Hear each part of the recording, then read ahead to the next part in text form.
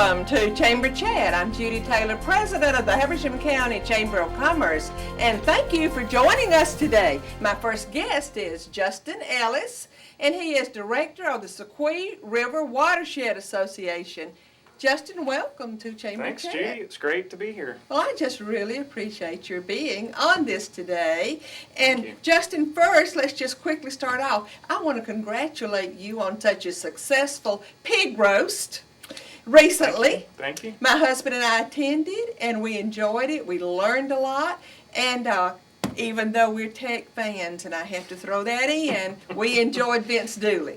He was a great guest to have this year, property owner on the Soque, and he loves it up here. We appreciated him coming. Mm-hmm. Well, you had a great pig roast, too. Thank you. Thank you. And Justin, I'm of the opinion that many people do not understand the function of the Soque River Watershed Association. I think Probably. a lot of people don't understand what you do. Right. So let's just talk about a few of the projects Be great. that you do. Let's start with Clarkesville Greenways. That's a major project. The Clarkesville Greenways is one we like because it's so visible and accessible. It's basically a new public space. It's not that new now. It's about 2.5 years old that we worked with developer Danny Otter and the city of Clarksville on about 6 or 7 years ago now to create a 17-acre green park. And it's a little bit different than what you think of as a usual park that just features swing sets and play areas for kids. This is really designed to feature nature, have nature be the dominant kind of feature of it. So it has a 1-mile walking trail around it. Is the trail a loop? Do you come back to where you started? Yeah, people love to jog. The loop itself is a 1/2 mile, and so a lot of people like running it because they can clock exactly how far they're going. And it's in this beautiful floodplain valley right next to the Soque River. So it's protecting a really beautiful piece of land. We're using it now to educate people on a number of sustainability approaches. And the 3 main ones, and a lot of people don't know what they're looking at when they're on the trail. We're going to put up some signage in the future that explains it. But one's a garden. It's a sustainable community garden. So we have 28 plots that community gardeners come in and plant all kinds of organic veggies. I don't know how many pounds of veggies. They get a free place? No, it's about $20 a year to rent a spot, but Mm-hmm. then for that spot you get fertilizer, organic fertilizer, and seeds and tools, everything you would need to grow a garden.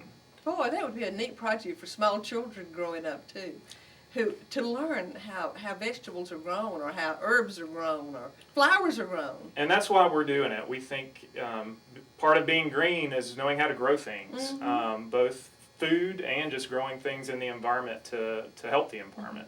So This sounds so. why we did it. I didn't know this, and this is just so outstanding. Let's tell our audience where you enter the greenways. There's actually a couple of access points. The most common one is if you park at Old Clarksville Mill. As soon as you pull in that main entrance, park anywhere in the mill, and if you look over to your left, you'll see the greenway. There's a little kiosk down there and a stairwell. That's the easiest one. But the greenway is really designed to be accessed from anywhere in the city of Clarksville. Okay. So Mary Street Park, which is where the swimming pool is, you can also access it from that end. There's a little bridge next to where the tennis courts used to be. And then my favorite access is if you're in downtown Clarksville, the square or around the library. If you walk down Water Street, it's a dead-end road. Sure. At the very end of the road is a trailhead for the Greenway. And you just walk down this beautiful trail, cross over all 441, and then you're on the main part of the Greenway. Well, let's talk about another green project. I know that you led the initiative, or the watershed led the initiative to help make our courthouse to be, the new courthouse to be, to make it green. Tell us a little bit about that project. Well, this started as a dialogue with the county commissioners and county manager and other staff over a year and a half ago. We actually helped write a grant for the county to try and get some funding to put some things on the courthouse that are different from what you typically see in development, that are what we call just green innovations. And the main one that we've been promoting is taking rainwater, so just water that lands on the roof of the building, lands on the roof of everybody's building, and rather than allow that to just run off and go into storm drains and run into rivers, to capture and reuse a portion of that water for indoor use. Georgia, about 3 years ago, rewrote their laws allowing you to reuse rainwater indoors and in this case, it's for commodes. You don't need drinking water to operate a commode. And this is basically a way to save a lot of money. It'll actually save the taxpayers money in the long term. After it pays for this system, it'll basically be getting free money, free water for its long term. So we went and looked at 2 examples of that down in Athens.